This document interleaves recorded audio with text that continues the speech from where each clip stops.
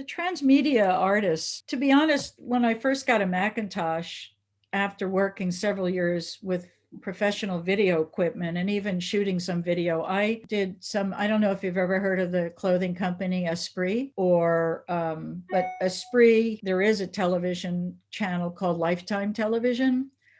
Both of those were projects that came to me, which I did shoot in my own, using my own video equipment. And I did TV spots and boutique store movies for their displays and things like that. So I suggested when I was on the board, the national board of the AIGA, which I told you I resigned, I suggested that instead of calling the organization any longer American Institute of Graphic Arts, that we find another name because of motion graphics and because of computer graphics and because of all this new kind of emergent technology that was presenting itself in rapid succession. And they were like, no, we're not going to do that. That's stupid. But at that time, I stopped calling myself a graphic designer. I also changed the name of the program at CalArt from graphic design program to visual communications because I introduced the Macintosh to the students in 1984. I was still head of that program. And I just decided I would call myself transmedia designer initially. And then I realized that I've always done as much of my own photography and shooting video that doesn't have a commercial application. Sometimes I say transmedia design, sometimes I say transmedia artist. I was, for many years, I was very hung up on, getting it right and making sure people just, like particularly if you were a woman anywhere in the country and you said you were a graphic designer, people always say, oh, do you work from your home? And I found that just insulting. You would not ask a man if they worked out of their kitchen or out of their home. It just wouldn't. I realize that people also don't know what graphic design is, and even more so now. So I just decided, since I did, I exhibited and have done work in public art commissions, and I've done many things that are really art without a client, that I would just say transmedia artist.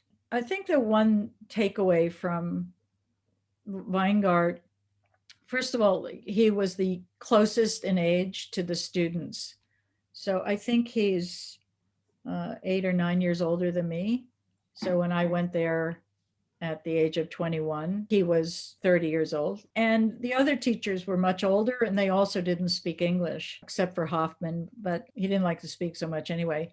So Weingart was very playful, and it was a very open and kind of lighthearted atmosphere in the type shop, in the classrooms. The one thing a couple things that I left with are that when we worked on an assignment, he would encourage you to like pick the fonts you want to work with, set the words that you need to use in the assignment, and then print them on the proving press, and then cut them up and have sheets of them to work on. And he would encourage you to, like, we worked on the job case, which was like the width of the room, a big long table with with drawers of type underneath. And he would have us, he'd give us a format, and then you knew the words that you had to arrange or compose for the assignment, like a train schedule or like an announcement for something. So, and then you would cut apart your type and paste on another piece of white paper. And then when you kind of completed a composition, you put a piece of glass over it and move on to the next one.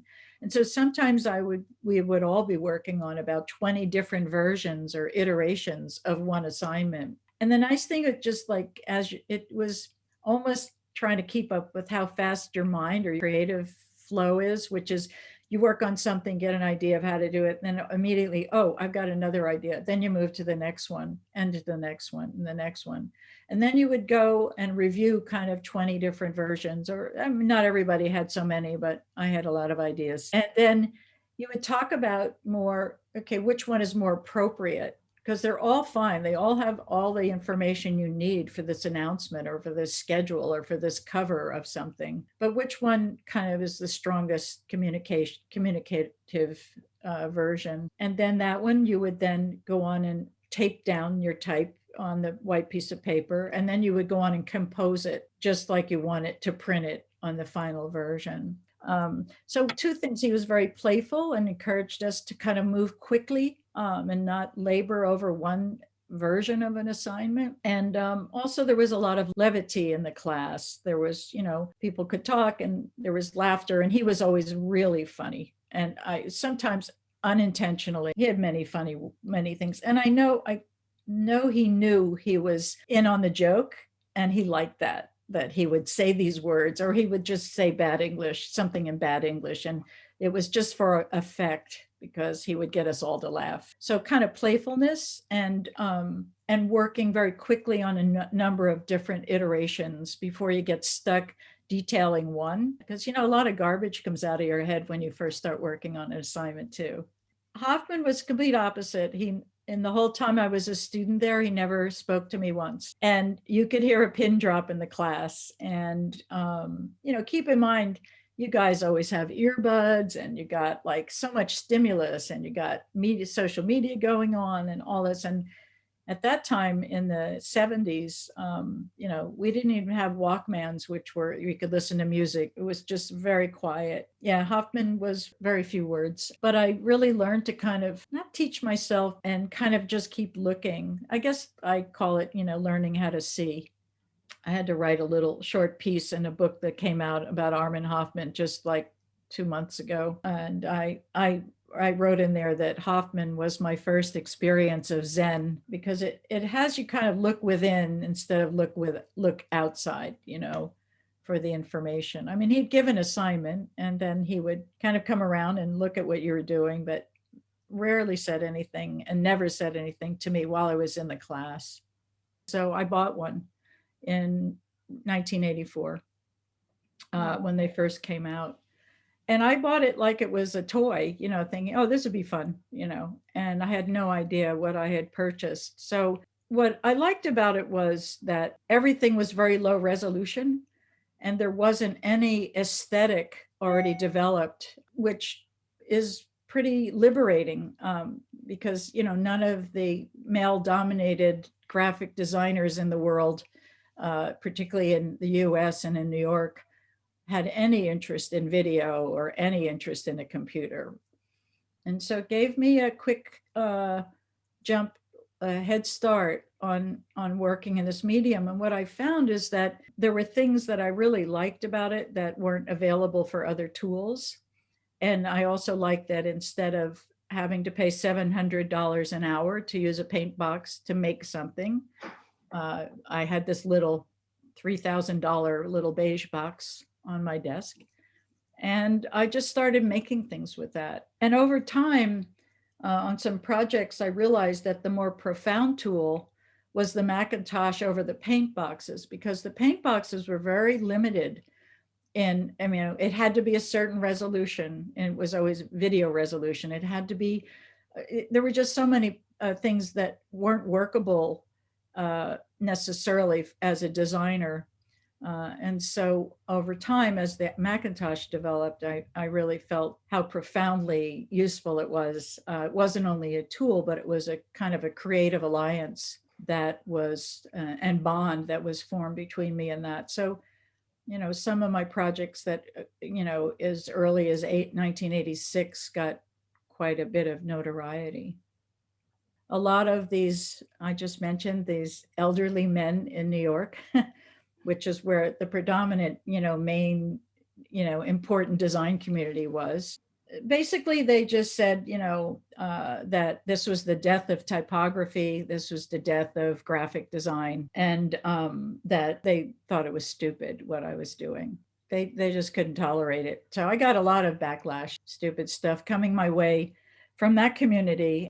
Mostly they were irritated by low resolution, and like typography wasn't beautiful Swiss typography anymore. Now it was, bitmapped or pixelated, and so were images. But once I was on a national board of the American Institute of Graphic Arts, and it was me and all these old men, famous old men. I won't mention their names, but when they said, this is terrible, this technology will ruin our field, it'll be the death of it. And I pushed back saying pencil was technology too, and there was a lot more shit done with pencil than ever would be done with a computer at that time. So that quieted them down. But I also resigned that board because I felt it was very male chauvinistic, and there was just no potential for discussion or creative dialogue around the potential of it and the meaning of it. So I have kind of a mixed response to that, because when I, particularly out in the West Coast, LA, I actually was met with a lot of openness, because there wasn't such an established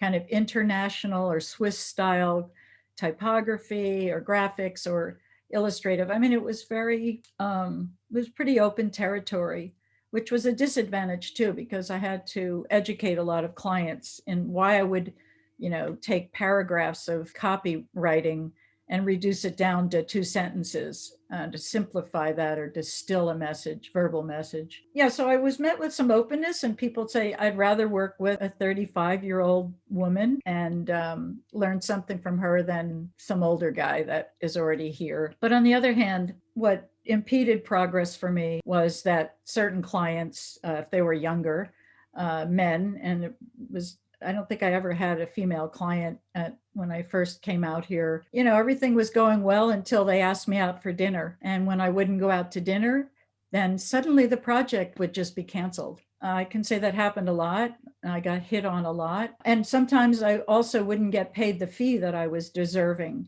if I didn't go out with them. Now there's a lot of movies and documentaries, and it's all exposed, including, women being raped. But it's the ongoing story. It's not over. It's still going on. And